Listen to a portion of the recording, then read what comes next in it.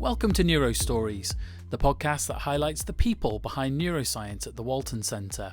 Together, we'll lift the lid on the complex worlds of neurology, neurosurgery, and everything in between, hearing fascinating tales of the incredible staff and services carried out in the hospital every day. So I'm Dr Berwick. I'm a consultant in pain medicine at the Walton Centre, and I'm a Arthritis UK clinical research training fellow. Go back to the beginning for me then. What was it that made you choose to become a doctor? Oh my gosh, that's taken me back a long time.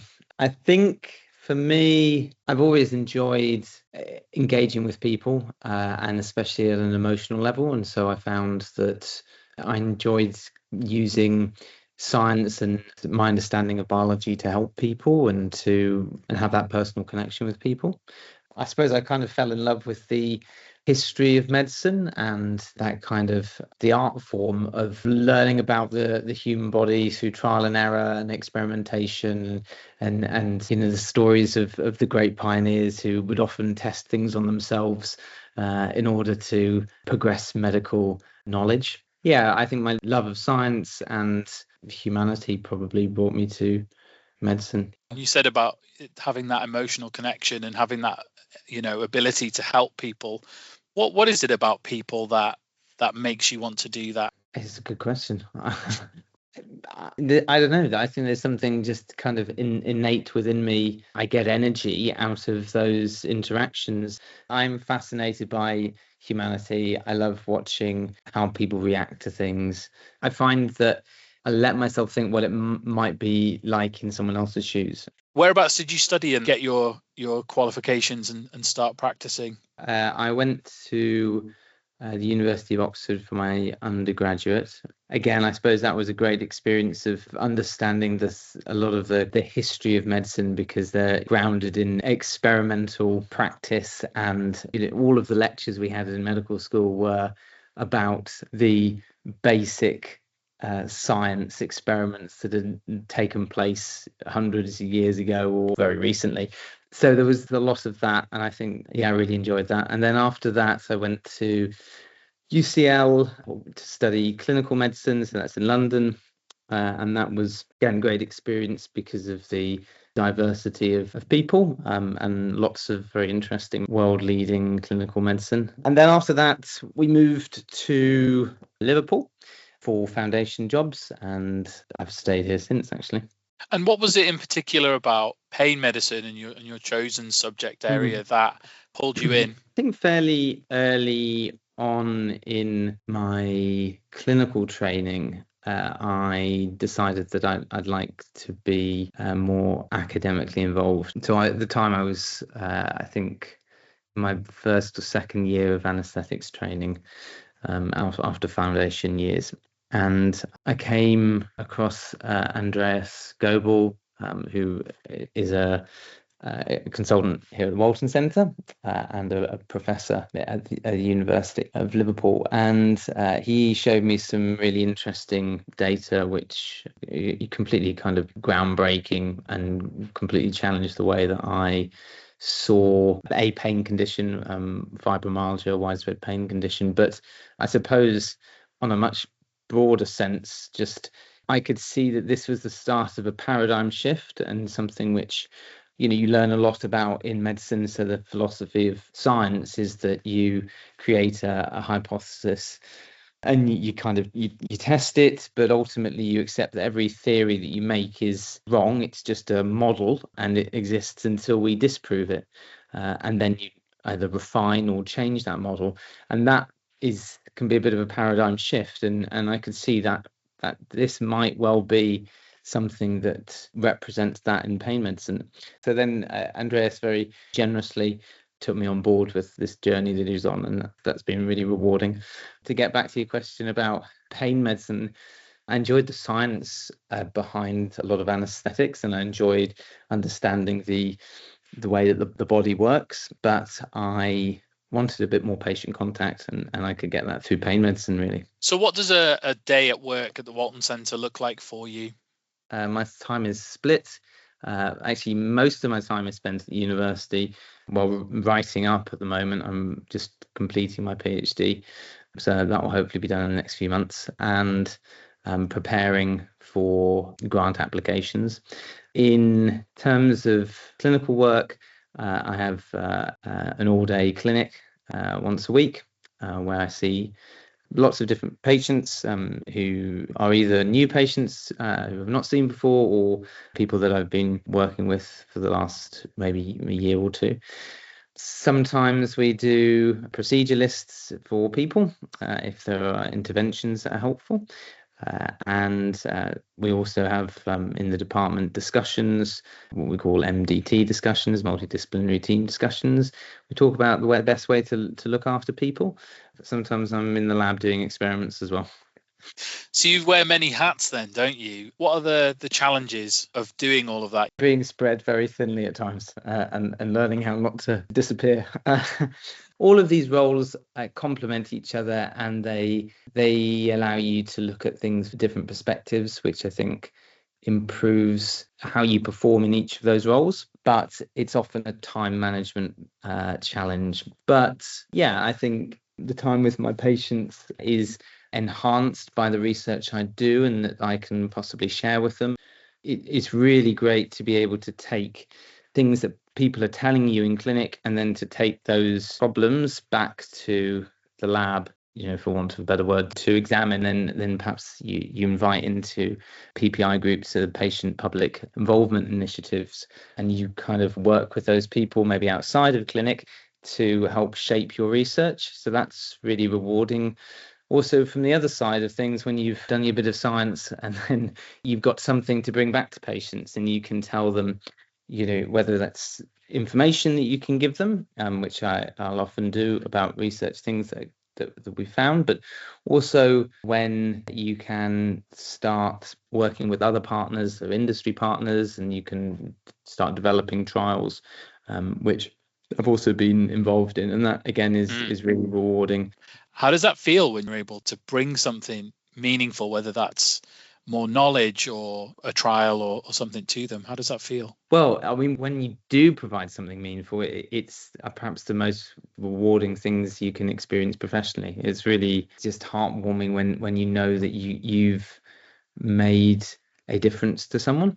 I think that a lot of these things take a long time to come to fruition, and I'm still very much at the beginning of this journey, but already in some of the trials that I've been involved in, you can see that there are tangible differences to people. We haven't made that necessarily a part of NHS practice yet, but that's watch the space. I think there will be great things that will come out of this body of research, perhaps the implications from it. So Richard, we're going to do the quick fire round now. Are you ready? Yeah. What would you be if you weren't a doctor? I think one of two things. Either I'd be an artist, or probably maybe a tradesperson. I think, maybe a plumber or something like that. Something practical with some problem solving. What's your biggest hobby? Biggest hobby is painting. So I love to paint with oils. Favorite song? Caribbean Blue by Enya. Nice. First person to recommend Enya. Yes. Favorite book? Homer's The Odyssey. Favorite film? Oh, it'd have to be Lord of the Rings. I couldn't choose which one. Food you love? Oh, just some really good pasta. Maybe crab linguine, something like that. I don't know. Excellent. Food you hate? Well, I can't really think of anything I really hate. What's the best advice you've ever had? Well, I guess treat people as you'd wish to be treated yourself, probably. Yeah. What's on your bucket list? A lot of DIY. We've recently moved house, and there's a lot. I'm probably gonna have to learn some extra trades. Some more van trips. We bought a camper van a couple of years ago, and that was it. We went to Europe this year, and it was with our 6-month-old, and it was an amazing experience. So I think more family camper van trips, really. Has pain medicine changed a lot over the course of your career, say? That's really the thing that excited me most when I first came across Andreas, because actually much of what we do in pain medicine hasn't changed. There haven't really been any new drugs to combat pain. Probably the most effective treatment is what we call neuromodulation, so spinal cord stimulation, as an example, can be very effective, but only for a small group of people and for only specific indications and specific conditions. And even then, that doesn't last forever. So I think we're really very much in need of new therapies for pain. And the complexity in pain is that we don't fully understand the biology. It's enmeshed very much in the way that the brain works and the whole nervous system. There's a lot of psychological aspects to pain. It's a whole experience, and it's been very poorly researched, and it's very difficult to research well. And that's something that we're learning and trying to develop better as we kind of put together research trials now. So I think, no, it's not changed very much. And I think that the horizon is much brighter. And I think our understanding now that the immune system, which is a druggable target, is heavily involved in the way that nerves work and the nervous system. And also, I think there's likely a role for the microbiome as well. And I think, again, that's an area that's kind of growing and that shows some promise. So I think there's lots of avenues now which before there weren't. I think one of the things we find in chronic pain, at least, is that because of the way that nerves change and respond to the signals that they experience, something we call plasticity, that they can learn memories. And so the problem is that pain can be a kind of very difficult to get rid of, because if you've had it a long time, your pain system has learnt pain. And so to unlearn that is something that is another challenge to master.